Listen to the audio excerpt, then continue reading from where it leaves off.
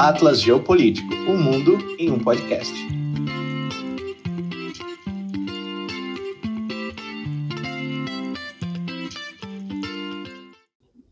Fala pessoal, Matheus, estamos aqui para o nosso 12º episódio.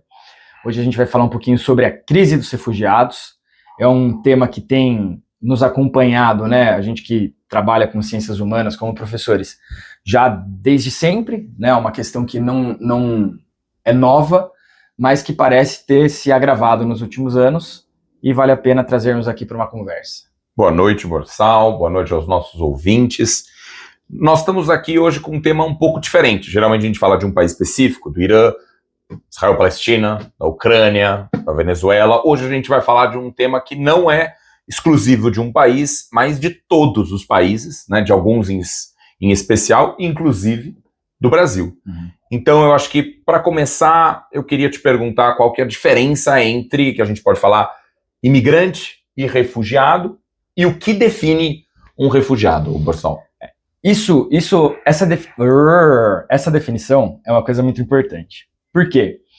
Muita gente ainda torce o nariz, revira os olhos para os refugiados, achando que são pessoas que quiseram mudar de um país para o outro. Na verdade, essa é exatamente a diferença entre o refugiado e o imigrante. O imigrante quis sair de um país e tentar uma vida melhor em outro lugar, qualidade de vida, emprego, renda, educação, enfim, cada um tem muitos italianos que vieram para o Brasil no século XIX e brasileiros são descendentes de italianos que imigraram para cá. Por exemplo, recentemente a gente tem brasileiros indo para Portugal, tentar uma outra vida, enfim. O refugiado não é aquele que quis deixar o seu espaço, o seu lugar, para tentar a vida em outro país.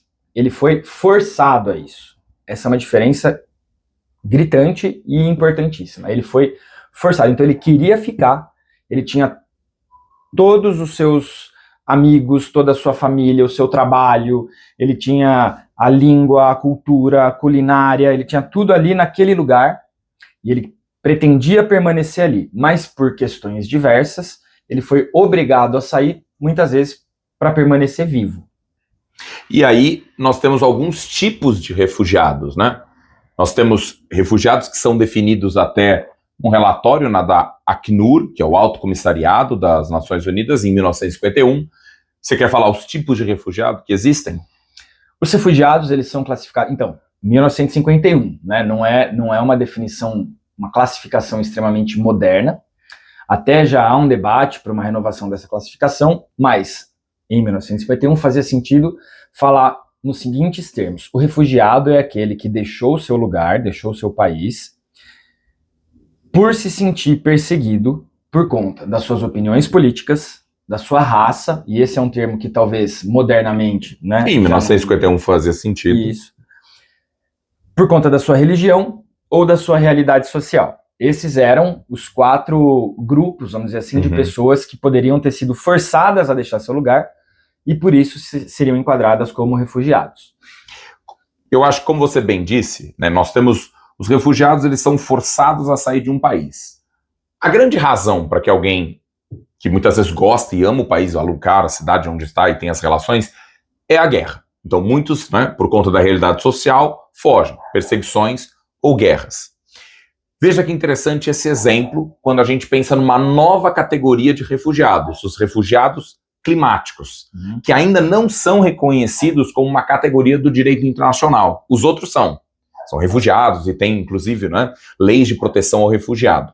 E eu queria trazer um exemplo aqui da região de Tuvalu. Tuvalu é uma ilha paradisíaca, que nunca visitei, mas talvez um dia. E tem que ser logo.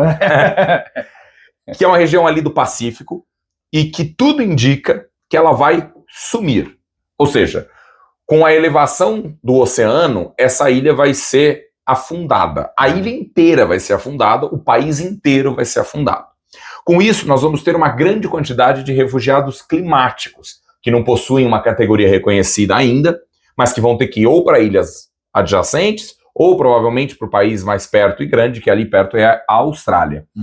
O que eu queria trazer é que, além de Tuvalu, que é um único exemplo, nós temos vários outros refugiados climáticos que vão aumentando à medida que nós temos catástrofes climáticas se intensificando, que nós temos aquecimento global e esses refugiados, eles vão aumentar de número, e provavelmente essas definições de 51 tenham que ser atualizadas.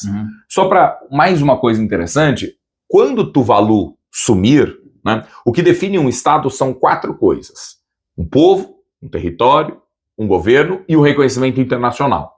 Desses 4, Tuvalu perderá um, que é o seu território.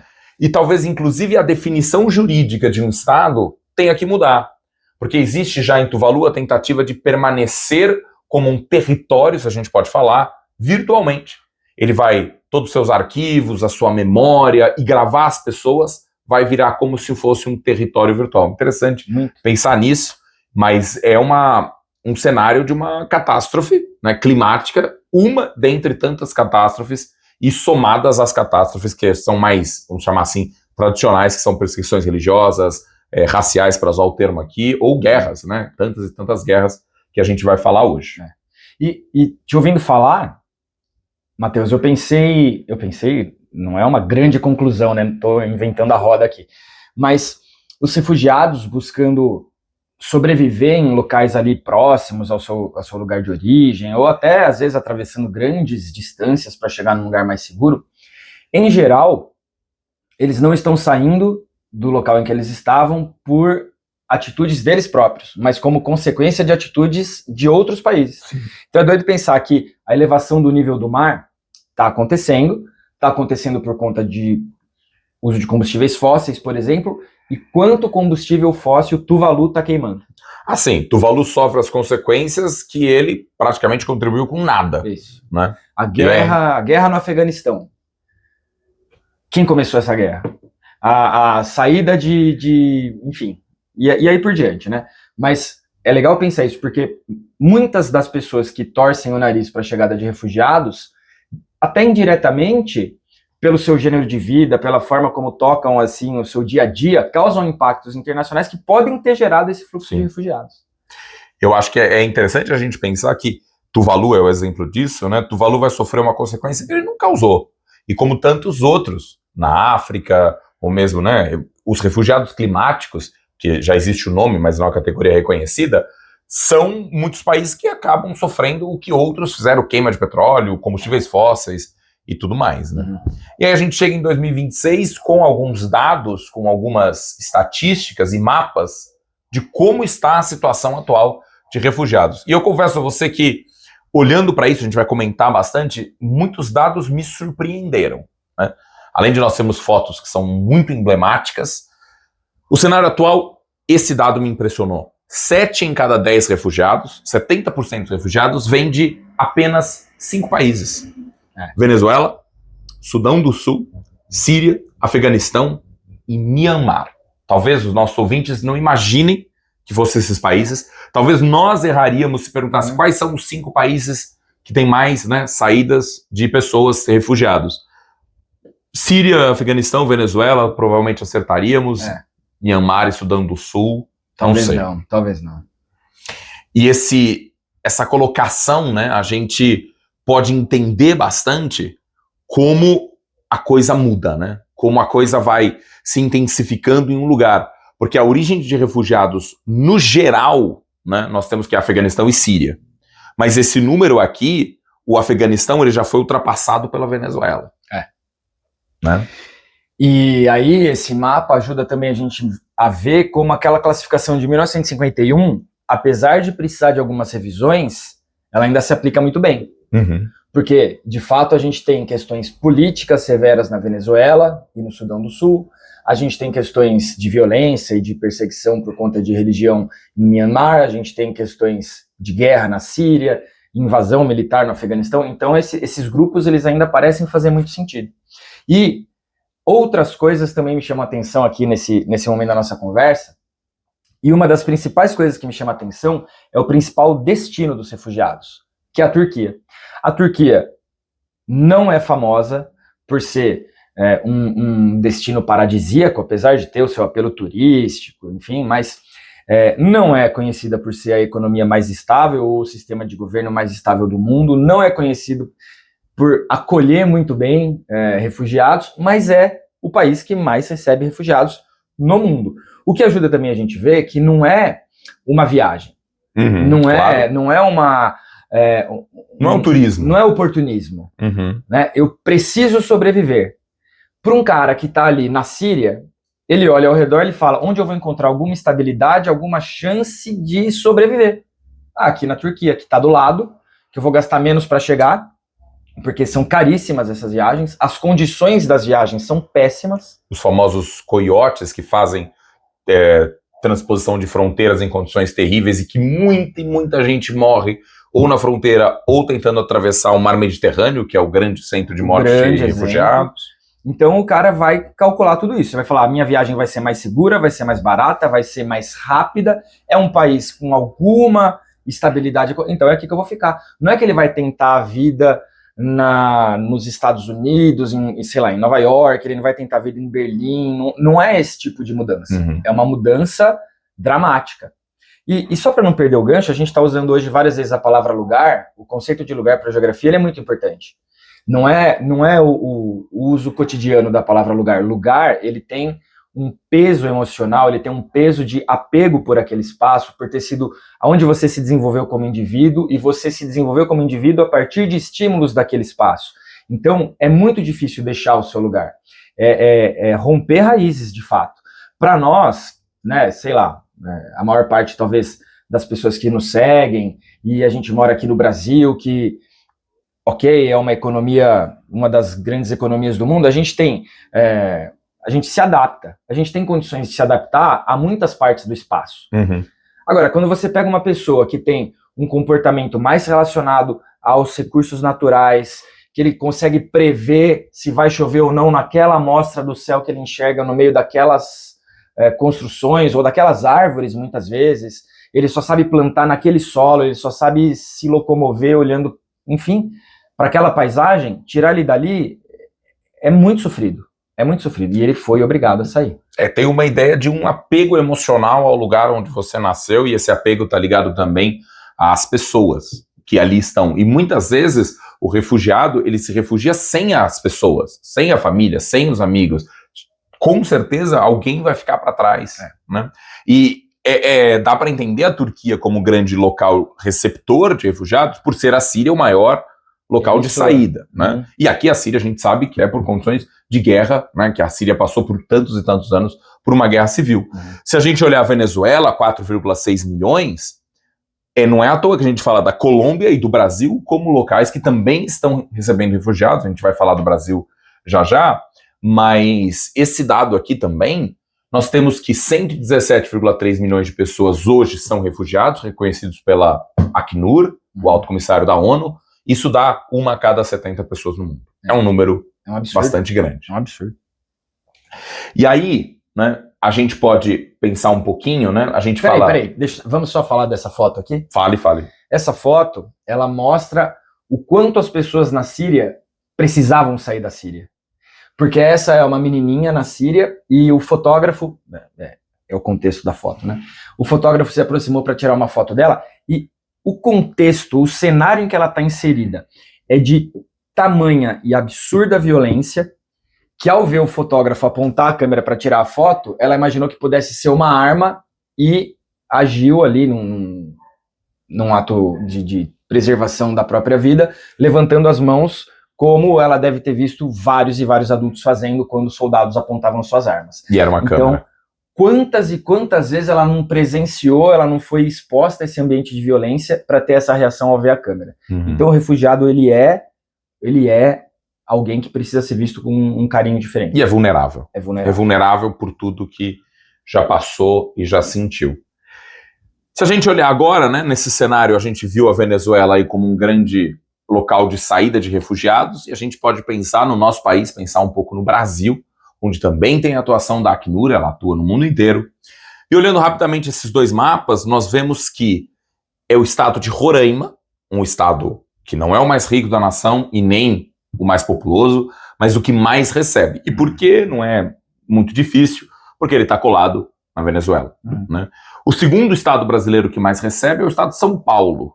E aí sim, São Paulo não faz fronteira com nenhum outro país, mas é o apelo que São Paulo tem econômico, para bolivianos, para venezuelanos, para africanos. Se a gente olhar para esse outro mapa, Oceano Atlântico, nós percebemos, né, o Haiti como um grande local de saída de refugiados para o Brasil, Venezuela, que é o maior, né, obviamente, Angola, Senegal, Angola, um país que fala português. Então vem para São Paulo buscando uma chance de vida, buscando uma melhor condição de vida, né? E na Venezuela, esses refugiados, por conta das condições econômicas da Venezuela, o cenário de guerras e conflitos que a Venezuela passou e ainda passa, fazem com que o Brasil receba bastante refugiados, né? O Brasil está longe de ser um dos que mais recebe, mas é um ponto em que o Brasil tem atuado fortemente na inclusão desses refugiados. Porque não basta que o cara entre, né? O cara tem que aprender a viver num novo país, tem que aprender a língua muitas vezes, a cultura, se inserir no contexto. Isso. E muitos se dão bem, né? Isso que é interessante, muitos se dão bem, mas não é a regra. A pesquisa, uma pesquisa da União Europeia até mostra que quando a refugiados são oferecidas oportunidades de estudo e trabalho, como para o resto da sociedade nativa, eles tendem a entrar no mercado de trabalho e se dá muito bem, com os mesmos níveis de participação econômica, de contribuição com impostos de que um nativo teria. E quando a gente fala de São Paulo, tem uma outra questão também que faz com que São Paulo seja um local de chegada de muitos refugiados, que é, beleza, tô saindo de Senegal desesperado, preciso sair daqui, tô sofrendo perseguição, violência e preciso sair. Tá bom, tem um barco indo para o Brasil. Se tem um barco vindo para o Brasil, para que parte do Brasil esse barco deve estar vindo? São Paulo. Santos, São Paulo. Santos, São Paulo. Então, em geral, São Paulo também é um foco de chegada, porque é o que tem estrutura técnica, física para receber aviões, para receber navios, para receber, enfim, automóveis até. Então, São Paulo pode nem ser necessariamente um destino escolhido pelas condições de vida. Sem dúvida é. Mas ainda que as condições de vida em São Paulo hoje estivessem deterioradas, as condições técnicas do território de São Paulo são favoráveis à chegada de pessoas. Sim, isso é verdade. E Borsal, é fácil fazer isso aqui? A gente trazer um conteúdo sobre refugiados, fazer todo esse trabalho, dá trabalho, não dá? Dá trabalho. E você que está nos ouvindo pode contribuir com pouca coisa. É um trabalho mínimo. Um trabalho mínimo. Qual é o trabalho? Tem um coraçãozinho, tem um sininho, tem um inscrever-se, eu não sei onde eles estão nos vendo agora, mas se inscreva no canal, curta esse vídeo, curta esse som no Spotify se você estiver apenas nos ouvindo, compartilhe, é um clique. Pode mandar para alguém que esteja interessado no assunto sobre refugiados, e eu acho que é um assunto de interesse de todo mundo, geral. Que afeta a nossa vida e que afeta o mundo inteiro. Então, ficar antenado nesses assuntos que o Atlas Geopolítico traz é uma forma de você não ficar, né, simplesmente alheio ao que está em volta de nós. Não ser uma toupeira, né? Não ser uma toupeira. Depois a gente faz um vídeo colocando uma toupeira. E esse slide aqui, Borsal, traz para nós os países que recebem muitos refugiados, a Turquia em primeiro, como a gente já falou, e de onde eles vêm, né? O que chama um pouco a nossa atenção, a Turquia, que recebe da Síria, em virtude da guerra civil que a Síria passou, e nós temos a Colômbia, que recebe da Venezuela, e a Alemanha, né? Aí a Alemanha recebe muitos países, muito por conta da política da Angela Merkel, né? A primeira-ministra que ficou muito conhecida. A Angela Merkel, ela abriu as fronteiras quando a Europa fechou. E durante a guerra na Síria, Afeganistão, o caso ucraniano aqui é mais recente, mas tanto a Síria quanto o Afeganistão buscavam na Europa seus refugiados, e a Alemanha é um país muito desenvolvido, um país rico, e a Alemanha recebeu muito mais do que a Itália, a França, os países nórdicos. E uma outra coisa que eu queria chamar a atenção dos nossos ouvintes, de quem está nos acompanhando, é o último dessa lista, que é Bangladesh. Bangladesh é um país pobre, um país ultrapopuloso, né? Não é nem superpopuloso. A cidade de Dhaka é um caos urbano, e ele recebeu 1 milhão de pessoas vindo do país vizinho, Myanmar. Isso, para Bangladesh, ele não consegue absorver essas pessoas. Não. E essas pessoas de Myanmar, se a gente voltasse lá, né, lá atrás, só voltar rapidinho para vermos Myanmar aqui, Myanmar está com 1,2 milhões, está em 5º lugar na ordem, né, de refugiados.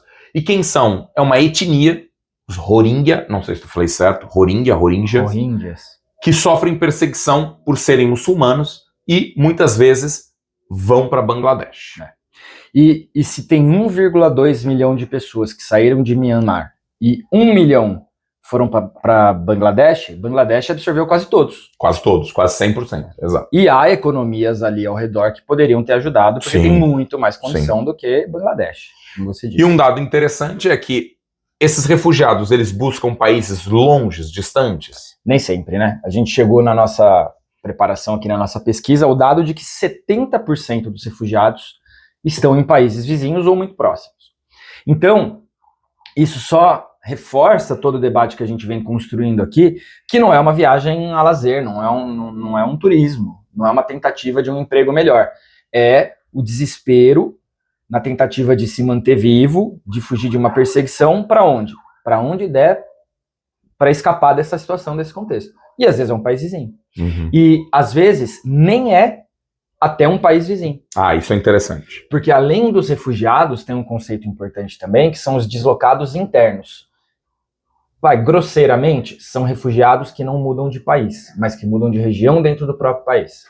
Claro que a gente poderia fazer aqui uma dissecação melhor desse conceito, mas, basicamente, então, são aqueles que foram expulsos do seu espaço por razões múltiplas. Pode ser até muitas vezes questões naturais, como uma barragem que se rompeu. Sim. Uma barragem que se rompeu. E aí nós temos, eu sei que esse não é o termo, refugiados internos, são deslocados internos.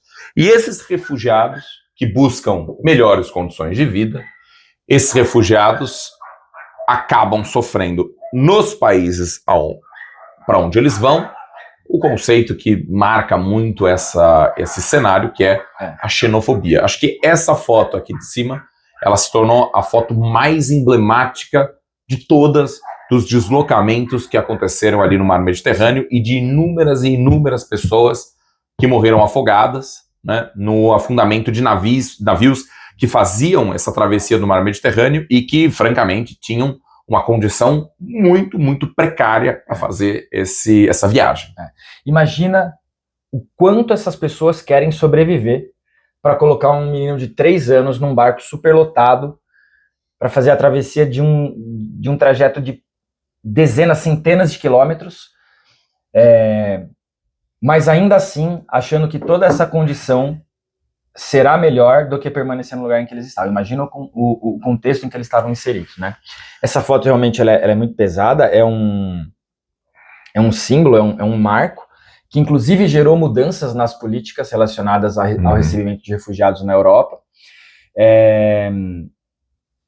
E até aqui, enquanto a gente conversa, eu estava me lembrando que mais ou menos na mesma época, isso aconteceu e a Grã-Bretanha tinha acabado de cancelar o financiamento a uma operação, que agora me foge o nome, que resgatava pessoas que estivessem à deriva na travessia. Então, isso só mostra o quanto a Europa, de fato, até hoje, né, a gente pode falar de Brexit meio relacionado a isso também, tudo bem que tem questões econômicas, enfim, outras coisas, mas o quanto a Europa poderia ter agido melhor do ponto de vista humanitário. Mas geraria impactos econômicos? Sim, geraria, provavelmente. Mas grandes o bastante para justificar uma foto como essa? Absolutamente não. Antes da gente falar, né, do cenário bem atual, que o pessoal inclusive pediu para que a gente falasse, vamos falar, eu queria só complementar a questão europeia. A Alemanha sempre brigou por uma cota proporcional de recepção dos refugiados, porque a Alemanha absorveu muita gente, e ela ficava reclamando, com razão, de que a Hungria não recebia ninguém, de que a França recebeu pouca gente. A Itália, que é o primeiro país ali no sul que recebia refugiados, também argumentava que teríamos que dividir essa dificuldade de recepção. A Grécia. A questão que se coloca é que existem 2 lados desses refugiados. Por um lado, os refugiados podem ser uma mão de obra, que a Europa está em escassez, visto que a Europa envelhece e não tem uma reposição de pessoas. Então os refugiados podem ser uma mão de obra, os refugiados podem ocupar os empregos necessários e se integrar, o que não é fácil, digamos, né? Não é fácil se integrar. Muitos vão formar grupos separados, muitos vão, e isso é um cenário, né? Não conseguir participar da sociedade, aprender a língua alemã, aprender a língua dinamarquesa.